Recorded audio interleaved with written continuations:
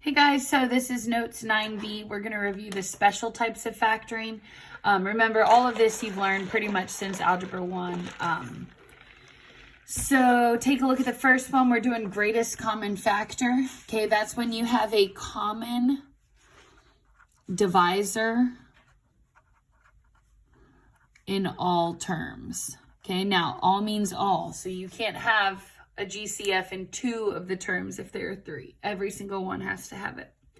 So look at the first one. I have a 2x cubed minus 24x to the 5. A GCF can be a number or it can be a letter. It doesn't matter, either one. So I noticed for this first one, 24 and 2 can both divide by 2. Also, they can both divide by x. Now, if this term has x to the 3 and that term has x to the 5, I can take out an x to the 3. Okay, because remember, I want to take out the most, but they have to both have enough. So my 2x to the 3 is going to come to the outside. 2 divided by 2 leaves me with a 1 left over. x3 divided by x3 is going to cross out, second term. 24 divided by 2 gives me a 12. Notice that it's minus because it was already minus. And then if I have x5 divided by x3, that's going to leave me with an x2 left over. Then I look at my terms. I see that in here, they should not have anything in common anymore. If they do, that means you didn't pull out the biggest GCF. Take a look at number 2. I see both terms have an x. So that means my x is going to come out here to the outside. If I had an x cubed divided by x, that's going to be an x squared left over. And then if I have a minus 11x and I take off the x, that's just a minus 11. Okay. Next term, take a look at number 3. Okay, 4x cubed minus 8x squared plus 16x. First thing I notice out of the number part is those can all divide by 4. But then I also notice that each term has an x on it. Okay, which means that I can pull an x out as well. So my 4x is in the front here. 4x cubed divided by 4x. 4 divided by 4 is a 1. X cubed divided by x is an x squared. Minus 8 divided by 4 is a minus 2. Notice that I had an x squared, but I took an x out. Then 16 divided by 4 is a plus 4. But then I can see from there that x and x are going to cross out. Now, in some cases, your next step would be to try and do a t-chart here. So I'd be like, oh, look, 1x squared minus 2x plus 4. That's a t-chart, right? So I would set up my chart here. Okay, 1 times 4 is positive 4. My choices are 1 and 4, or I could do 2 times 2. But remember, my numbers have to be the same sign. So when I look in here at my number in the middle, my target number, I'm trying to get a B. Okay, well, think about, if I want a negative 2, negative 1 plus negative 4, okay, that gives me negative 5. And then negative 2 plus negative 2, that gives me a negative 4, but I'm trying to get a negative 2. So there ends up being no pair that can give me this. So that means that this is my final answer.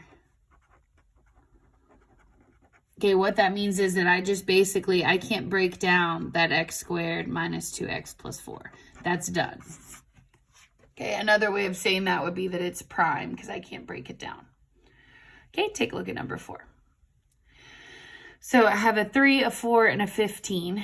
Those don't have any number in common, but I do notice that all of them have x's. Now remember, you can only pull out as many as the smallest number has. So that has x to the 4, x to the 3, x to the 2. Then I can only divide by x to the 2. So my x2 is going to come to the outside. Now remember, I'm taking 2 x's away from each term. So if that was a 3x to the 4th, now it's a 3x squared. That was a 4x to the 3, now it's a 4x to the 1 because I'm dividing 2 of those x's out of each term. Okay, then my 15 is going to stay, but it had an x squared. I took both of its x squareds out to the front, so I'm left with that. Okay, from there, we're going to try our t-chart. So remember, A, B, C. This x squared is not a part of the t-chart. It's just kind of like out there in the front. 3 times -5 gives me, or -15 gives me -45. Then I want to list out all my factors. I could do 1 times 45. Okay, then I'm going to pull out my calculator here. What about 45 divided by 2? Nope, gives me a decimal. What about 45 divided by 3? Oh, 3 times 15. Okay, 45 divided by 4 doesn't go. 45 divided by 5 gives me 5 times 9. 45 divided by 6 doesn't work. 45 divided by 7 doesn't work. 45 divided by 8 doesn't work. 45 divided by 9, I get 9 times 5. But look, that's already in my chart. So when you get a repeat, that means you're done. You have all the possible pairs. Now, I need my numbers to subtract to give me my B. So look at your chart. We need to get 4 left over when we subtract. 45 minus 1 gives me 44, not what I want. 15 minus 3 gives me 12, not what I want. Okay, but 9 minus 5 gives me 4. Now, question, what if I did 5 minus 9? Okay, bad. That gives me a -4. That is not the same as what I want. So I have to pick this top option here, which means the negative goes on the 5 side. Okay? So I have 3x squared plus 4, minus 5x. Sorry, I forgot to split that up. And then plus 9x, and then minus 15. Then I'm looking at my first two and my last two to see what they have in common. So 3x squared minus 5x, those both have an x. Take the x to the outside, I have a 3x. Minus 5x divided by x is a minus 5. Second two terms, 9x and minus 15 can both divide by 3. 3 is going to come to the outside. 9x divided by 3 is 3x. 15 divided by 3 is a minus 5. Then I noticed that these guys match, just like I was hoping they would. So 3x minus 5 is one factor, and then x plus 3 is the other factor. Now, don't forget that if you took out a GCF, that should still be out there in the front. So for example here, that means that, remember this x squared that I took out way at the beginning? That should still be on the outside of your term, okay? So that's GCF. The second thing you should know how to do is difference of perfect squares. Remember, that's where you just square root both of them and then put a plus and a minus in each parenthesis. So for example, if this is x squared minus 25, square root of x squared is x. That's what I'm going to put in the front of each parenthesis. Square root of 25 is 5, so I'm going to put a plus 5 and a minus 5, and then you're done. Okay, remember the difference of perfect squares is a shortcut, okay? So it should always just be pretty quick. Now, when I take a look at number 6, I try to square root, okay, 3 and 48, and then I'm like, oh, I don't remember the square root of 3. I must have forgotten it. Okay, wrong. The square root of 3, okay, is a terrible decimal. So that means that it is not a perfect square. So let's look at it again and see what we could do with that. I noticed that my 3h squared and my minus 48, both of those can divide by 3. So 3 divided by 3 leaves me with just an h squared. And then 48 divided by 3 gives me a minus 16. Now, remember, technically that 3 is still sitting here in the front. But now I can do a difference of perfect squares. Okay, h squared, when I square root that, is an h. And then the square root of 16 is going to be plus 4 and minus 4. And then remember that little 3 from the front, you're just going to carry that down. Keep it right there at the beginning, okay? Now, you'll notice that number 7 is a repeat. Okay, so we're going to just cross that out and make it a new question. So we'll do 49x squared minus 100, okay? So just change that question so it's not the same. So automatically, we're going to square root the first term, 49x squared. Okay, well, remember, as long as both of the pieces are perfect squares, I can do them if they're put together. So 49, the square root of that is 7. X squared, the square root of that is x. So I have a 7x in both. Then I have to square root my 100. Square root of 100 is plus or minus 10. So plus 10 in one, minus 10 in the other.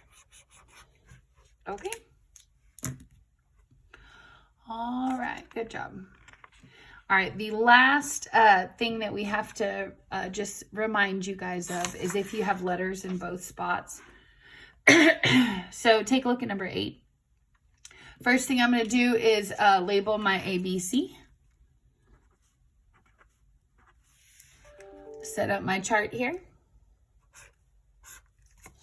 A times C, my A is a 1. My C is a negative 20. That gives me negative 20. I can do 1 times 20. 2 times 10. 20 can't divide by 3, but it can divide by 4. 20 divided by 4 gives me 5 left over. Okay, then remember that if this is a negative at the top, they have to both be positive or both be negative. Okay? Oh, wait, hold on. No, that's wrong. I should be subtracting. Okay, if this is a negative in the front, sorry, you have to subtract. And remember, you want to subtract to get your B term. So my B in here is an 8. So if I do 20 minus 1, that gives me 19. Don't nobody want that, right? 10 minus 2 gives me 8. Boom, that's what I want. Now, remember that 2 minus 10 is also an option, but that gives me a negative 8, and that is not what I want here in the middle. Okay, so I'm choosing to put the negative on the 2 because that gives me a positive 8 as my answer, and that matches what's in the middle. Okay, now my 1x squared is going to come down just like usual, but my 8x in this question is an 8xy. So what that means is that when I split these two terms, I'm going to make them both xy's. So minus 2xy and then plus 10xy. And then my minus 20 is usually alone, but this time it has a y squared. Okay, here's the good news. It actually doesn't matter. Okay, it's going to all end up working out fine. So look at your first two terms. I notice those both share the letter x. So I'm going to take an x out to the front, see what's left over. X squared gives me an x. 2xy leaves me with a 2y. Okay, look at your second two terms. I have a 10xy and a minus 20xy. Those can both divide by 10. Then looking at my letters, I see those both have a y. So I can take a 10y out here to the front and then see what's left over from there. 10 and 10 cross out, y and y cross out, but that little x is going to stay. Negative 20 divided by 10 is minus 2. I had a y squared, but I took a y out. And then when I look at those parentheses, I see they match. That's good news. So my x minus y, my little repeat, that's my first term. And then my outside guys make up my second term. So that was an x plus 10y.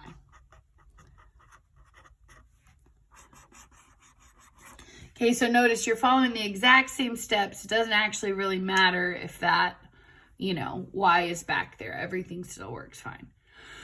All right, next one. We're not going to do number 10. We'll just do one more. I noticed that all of these can divide by 2.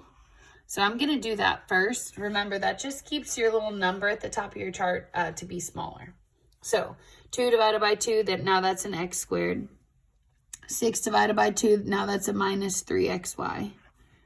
And then 20 divided by 2, now that's a minus 10y squared. Then A, B, C. Set up your chart. 1 times negative 10 is negative 10.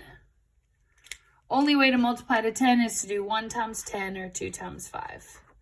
Look at the top. We know this is a subtraction question, okay, because it's a minus at the top of the chart. So then I can do 10 minus 1, or I can do 5 minus 2. Now remember, my goal is to get this number here in the middle, which is a 3. So 5 minus 2 gave me 3, but I want negative 3. So I'm going to just reverse the order and do 2 minus 5. Okay, 2 minus 5 gives me negative 3. That's exactly what I wanted. So when I put the negative on my chart, I'm going to put it on that 5. So I have x squared, or 1x squared. Then my minus 3 is splitting up into a 2xy and a minus 5xy. and then minus 10y squared. Look at your first two terms. See, they both have the letter x in common. Go ahead and take your x out to the front. That gives me an leftover x. And then from 2xy, if I take the x out, that gives me a 2y. Second two terms can both divide by -5. Okay, and remember, even if this one wasn't negative, if the first term is negative, you have to divide the negative out. Then I also noticed that both of those terms share this common y right here. So I'm going to put a minus 5y in the front, see what's left over.